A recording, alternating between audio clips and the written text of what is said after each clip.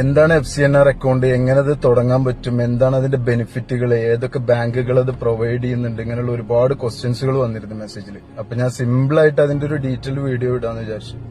അതായത് നമ്മൾ പുറത്തുള്ള രാജ്യങ്ങളിൽ നിന്ന് ഏൺ ചെയ്യുന്ന പൈസ, നമ്മൾ സമ്പാദിക്കുന്ന പൈസ ദിർഹംസിലായിക്കോട്ടെ, ഡോളറിലായിക്കോട്ടെ, GBP, യൂറോ അങ്ങനെയുള്ള ഫോറിൻ കറൻസികളിൽ നമുക്ക് ഇന്ത്യയിൽ ഡെപ്പോസിറ്റ് ചെയ്യാൻ പറ്റും.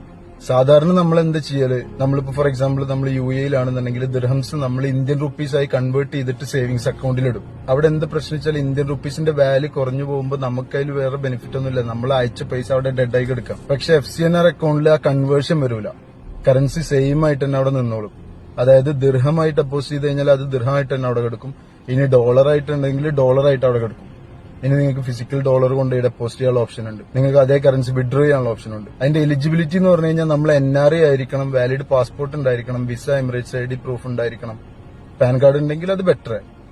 ഇനി എങ്ങനെ അക്കൗണ്ട് തുറക്കാന്നുള്ളത്, ഇന്ത്യയിലെ ഇപ്പോൾ ഒരുവിധം എല്ലാ മേജർ ബാങ്കുകളിലും ഓൺലൈനായിട്ട് അപ്ലൈ ചെയ്യാനുള്ള ഓപ്ഷൻ ഉണ്ട്. ഇല്ലെങ്കിൽ ബ്രാഞ്ച് വിസിറ്റ് ചെയ്തിട്ട് നമുക്ക് ഓപ്പൺ ചെയ്യാം. ബ്രാഞ്ചിന്റെ മാനേജറായിട്ട് ഒന്ന് കമ്മ്യൂണിക്കേറ്റ് ചെയ്ത് കഴിഞ്ഞാൽ നമുക്ക് ഇതിന്റെ ഓപ്പൺ ചെയ്യാൻ പറ്റും. ഉദാഹരണത്തിന് SBI, ICICI, HDFC, federal bank അങ്ങനെയുള്ള എല്ലാ ബാങ്കുകളും ഇപ്പോൾ പ്രൊവൈഡ് ചെയ്യുന്നുണ്ട് FCNR. ഇനി ഇത് മെയിൻ ആയിട്ട് ഫിക്സ്ഡ് ഡെപ്പോസിറ്റ് പോലെ ചെയ്യുന്നവർക്കാണ് ഇത് ഏറ്റവും ബെനിഫിറ്റ് ആയിട്ടുള്ളത്. കാരണം ഇതിന്റെ ഒരു ടെനർ എന്ന് പറഞ്ഞു കഴിഞ്ഞാൽ minimum 1 year to maximum 5 year വരെ ഉണ്ട്. അതായത് ഒരു ഫിക്സ്ഡ് ഡെപ്പോസിറ്റ് പോലെ നമുക്ക് ഇടാവുന്ന ഏറ്റവും വലിയൊരു ഓപ്ഷനാണ്. ഇതിന്റെ ഇൻട്രസ്റ്റ് റേറ്റ് എന്ന് പറഞ്ഞാൽ ഫോറിൻ കറൻസിയുടെ ഇൻട്രസ്റ്റ് റേറ്റ് ആവും. അതായത് INR അക്കൗണ്ടിനേക്കാൾ സ്ലൈറ്റ്ലി ഡിഫറന്റ് ഉണ്ടാവും. ഇതിന്റെ ഏറ്റവും വലിയ അഡ്വാൻറ്റേജ് എന്താണെന്ന് വെച്ചാൽ ഇന്ത്യയിൽ ഇത് ടാക്സ് ഫ്രീ ആണ്.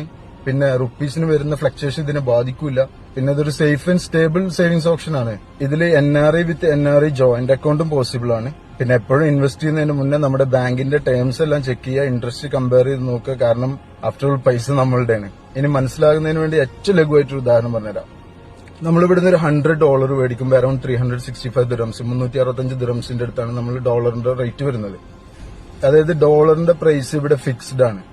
ആ ഡോളർ നമ്മൾ $100 ആയിട്ട് ഇപ്പൊ അവിടെ ഡെപ്പോസിറ്റ് ചെയ്ത് കഴിഞ്ഞാൽ in future after 1 year dollar against INR rate എപ്പോഴും കൂടി വരാം. ഇപ്പൊ നമ്മൾ INR ആയി സേവ് ചെയ്ത് കഴിഞ്ഞാൽ അതിന് ഒരിക്കലും അപ്രിസിയേഷൻ വരുന്നില്ല. നേരെ മറിച്ച് അത് ഡോളറാക്കി ഡെപ്പോസിറ്റ് ചെയ്ത് കഴിഞ്ഞാൽ ഇൻ ഫ്യൂച്ചർ നമ്മൾ ആ ഡോളർ എടുത്തിട്ട് INRലേക്ക് കൺവേർട്ട് ചെയ്യുന്ന സമയത്ത് നമുക്ക് കൂടുതൽ പ്രൈസ് കിട്ടാനുള്ള ചാൻസ് ഉണ്ട്.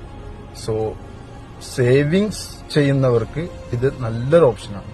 ഇനിയും കൂടുതൽ ഡീറ്റെയിൽസ് വേണമെന്നുണ്ടെങ്കിൽ ജസ്റ്റ് കമന്റ് ചെയ്താൽ മതി, ഞാൻ വീഡിയോ പോസ്റ്റ് ചെയ്തോളാം. This is Fintalk by Muneer. ഇതുപോലുള്ള ഫിനാൻഷ്യൽ അവയർനെസ്സുകൾക്കും ഇൻഫർമേഷൻസുകൾക്കും അക്കൗണ്ട് ഫോളോ ചെയ്ത് കൂടെ കൂടിക്കും.